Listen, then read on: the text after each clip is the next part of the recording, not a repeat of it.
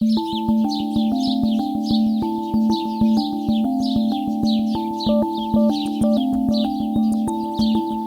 la economía social en esencia es participación, con lo cual ya la participación es un elemento esencial para que la economía social pueda prosperar, y el diseño es importante para la participación. Esa es un poco la conexión, y una participación, si quieres que sea desde lógicas de inteligencia colectiva, como me gusta decir, que sea efectiva, afectiva y legítima, es esencial que se definan pautas de interacción que tengan en cuenta esos tres elementos. El que el proceso sea eficiente, que sea eficaz, que se construya un camino emocionalmente saludable y positivo, que cree espacios de confianza, y que por último el resultado sea apoyado por la gente, de manera que la gente considere que el resultado lo representa. Y para mí son ADNs, son atributos que conectan perfectamente con la cultura de la economía social. A ver, para que la participación mejore en calidad, tenemos que invertir esfuerzos en la cultura participativa, en que la gente, esto de la actitud con C, ¿no? De que la gente quiera, que se dé cuenta que debe participar, porque es importante, porque si no participa la gente, pues lo hacen otros. También entender que participar se aprende participando, es un entrenamiento del músculo participativo, que me parece muy importante.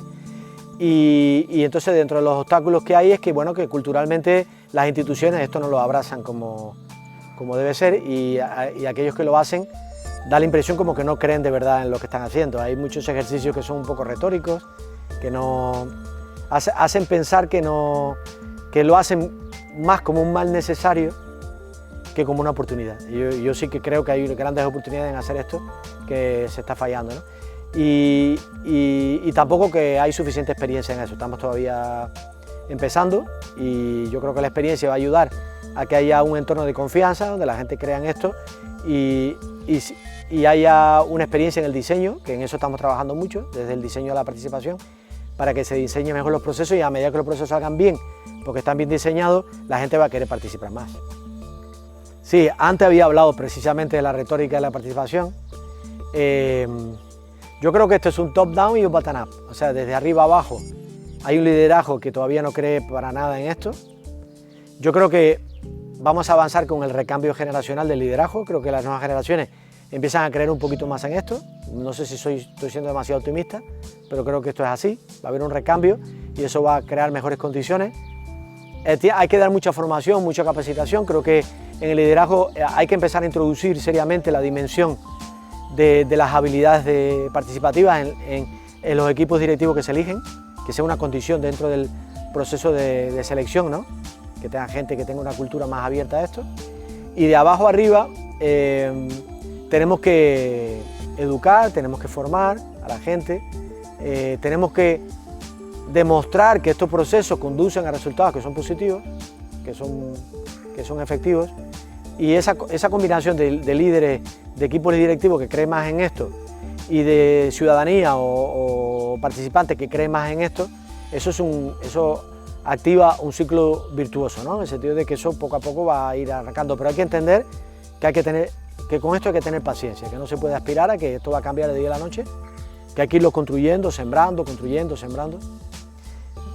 Entonces esto no va a ir rápido, va a ir lento, porque es un cambio paradigmático, ¿no?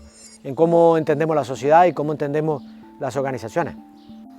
Sí, la inteligencia colectiva, de hecho, es la portada de mi libro, que hay una gafa, y una de las ideas que transmito es que si no la ves, no la puedes mejorar. Entonces, una de las tareas que yo me he planteado como una persona que aboga por la importancia de esto, es ayudar a que la gente se ponga esa gafa y consiga ver que hay unos hilos invisibles que nos interconectan, que hay una interdependencia, que hay que entender que se produce incluso cuando no conseguimos verla, cuando no conseguimos percibirla. Entonces lo primero es verla. Entonces hay que empezar a visibilizar ejemplos de inteligencia colectiva en positivo. Yo en mi charla insisto mucho que hay una tendencia a comprar el chiste fácil de que las masas son estúpidas. Y yo quiero insistir que hay un montón de ejemplos en positivo de inteligencia colectiva que hay que rescatar, que hay que documentar y hay que poner en valor. Eso me parece fundamental y esto no es un discurso de friki de la participación que está intentando vender lo que hace. Yo es que creo, en el libro mío, en el capítulo 8, hay más de 200 ejemplos exitosos de aplicar la inteligencia colectiva en procesos de la ciudad. Entonces, eso hay que poner esos ejemplos, hay que contarlos, pero yo creo que el mayor ejemplo posible es el que vive la gente cuando lo experimenta, ¿vale? La gente tiene que practicar procesos de este tipo, experimentarlo y a medida que le vayan saliendo bien, va a ir creyendo más en ellos. Bueno, ya se están relacionando, esto me lo pregunta cada vez más, la inteligencia artificial es inteligencia colectiva extraída. Todo el machine learning, todo el aprendizaje automático que consiguen las máquinas, lo consiguen con el conocimiento que colectivamente estamos nutriendo de esas máquinas.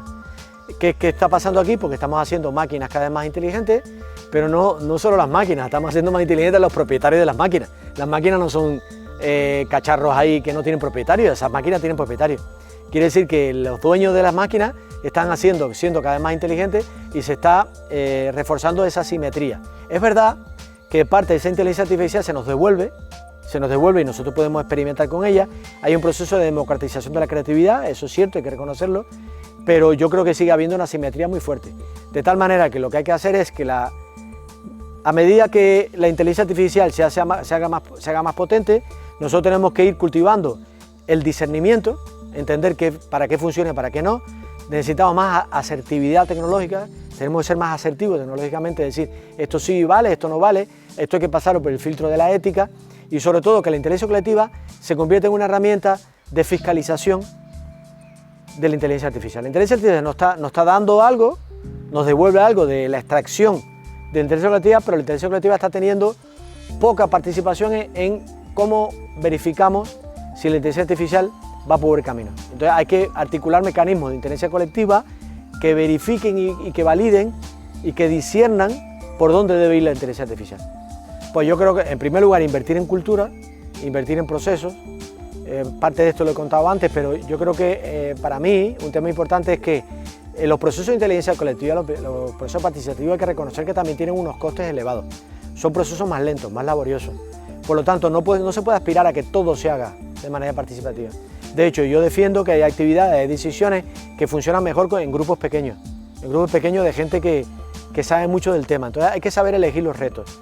Entonces mi recomendación siempre es tener mucho cuidado en no abrir demasiados frentes a la vez, elegir 1, 2 o 3 retos que estratégicamente necesiten de lo colectivo, centrar los esfuerzos en esos retos, sobre todo retos que se puedan trabajar de manera más lenta porque los procesos participativos son más lentos que los jerárquicos. Y a medida que esos poquitos proyectos van saliendo bien, nos vamos a ir entusiasmando y entonces vamos a ir ensanchando la exploración a nuevos proyectos. Ese es el consejo que yo suelo dar.